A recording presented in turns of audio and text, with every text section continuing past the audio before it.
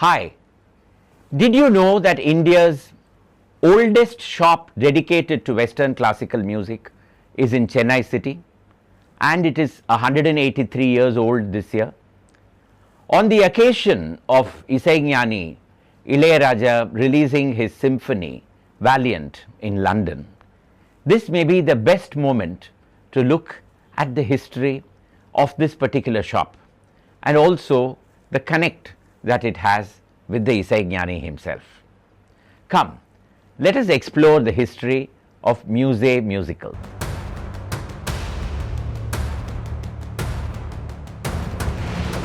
It was in 1842 that Wallace, Misquith and Company was formed. It was essentially meant to cater to the requirements in Western classical instruments for the British population that existed in Madras city.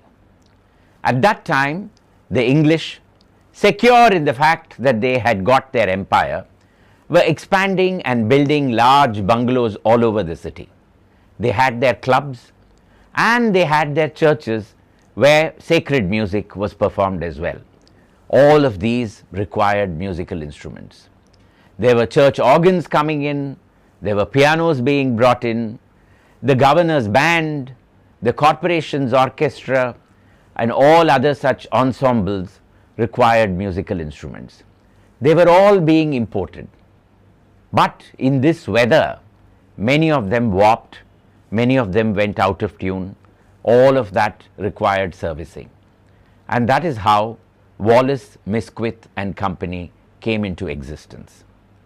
It then began to import musical instruments by itself, and that included everything from the violin to something as large as a grand piano. In those days, if you wanted to be in this kind of business, you had to be on Mount Road. The governor lived on Government Estate, which is today Omandurar Estate, and which is where the Government Multi-Speciality Super Referral Hospital is. That is where the governors of Madras Presidency lived. And so you had to be very close to the establishment. And so Wallace, Misquith and Company established its offices at the intersection of Mount Road and Valajas Road. In that building in 1907 came the city's first theatre, the Lyric, started by a man called Cohen. Both the Lyric and Misquith and Company flourished here till 1914, when a devastating fire destroyed the whole building. Thereafter, the space was acquired by J.F. Madan, a Parsi entrepreneur who ran a chain of cinema theatres all over India, and he set up the Elphinstone on that spot. That Elphinstone died very soon, and thereafter on the opposite side came up the new Elphinstone, which had a long history which we will see some other time. But what of Misquith and Company? It moved to various locations, and we know that it functioned for some time near where the Spencer's Plaza is today. And it was during this time that Misquith finally sold the company to a Frenchman called Edgar Allen Prudhomme. Prudhomme was not a musician. He was a businessman. He was in fact into shipping, and he didn't understand much about what the musical business was all about. But he got hold of a lady, Amy de Rosario, who knew everything, and it was under her guidance that the new company began to deal with several other products, all connected with music. But before that, the company had to change its name, and Prudhomme, being a Frenchman, gave it the name Musee Musical, which meant a museum of musical products and instruments. In 1930, they moved into a grand new showroom, one in which the company is still functioning from, and that was at number 3 Mount Road. At that point of time, an elephant stable belonging to the Sri Parthasarathi Swami temple.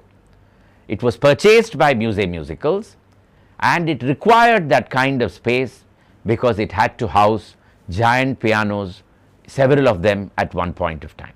In 1901, when it was still Misquith and Company, the organization had established contact with the Trinity College in London for conducting their examinations in India. And so the new showroom also had plenty of salon spaces where children and other serious students of music could come and practice in privacy and also have their lessons.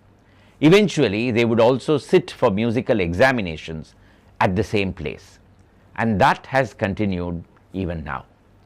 Countless Western classical music lovers of this city have written their examinations and performed over here and have qualified.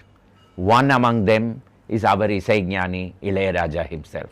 After him, several other music directors, many of them stars today, have also qualified from the same location. Musee Musical became a legend in this city.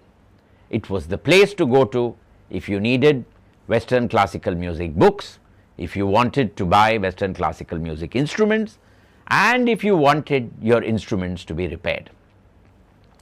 With the coming of independence and Amy de Rosario migrating and Prudhomme himself wanting to go away, the company was acquired by the erstwhile financial director of the organization, and that was Giridhar Das. And after Giridhar Das, his family members, Hari and later today Kishore Das, all of them continue to run Musee Musicals. Interestingly, this is also the place from which the Madras Music Association functions. It was in 1893 that the Madras Musical Association was established. MMA, as it is referred to today, perhaps is the oldest surviving musical association in the whole country. It started its life in St. Andrew's Kirk in Egmore, and while many of its performances happened there, the Museum Theatre also happens to be a location with which its early history is very much associated. Thereafter, the MMA has continued and flourished. Can you believe a musical association begun just by amateurs and lovers of music and has been kept going for more than a century just for the love of it?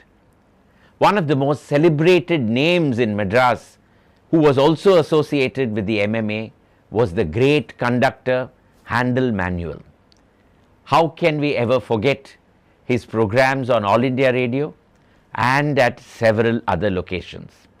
When MS Subbulakshmi sang the English song May the God Forgive Our Sins, composed by Rajagopalachari in the United Nations, to piano accompaniment, it was set to music by Handel Manuel. Can you believe a showroom for Western classical music, a place for examination, and an association just held together by aficionados of Western classical music? It's a wonder. In many ways, it is symbolic of Madras city as well. But in my view, if we need to consider a certain space as a shrine for Western classical music in this city, it is Musee Musicals and nowhere else. If you have not been to this location, do it now and you will not regret it. If you like this episode, like it, share it with your friends and subscribe to this channel. And I promise to be back with you with further stories from the history of Madras, that is Chennai. Bye for now.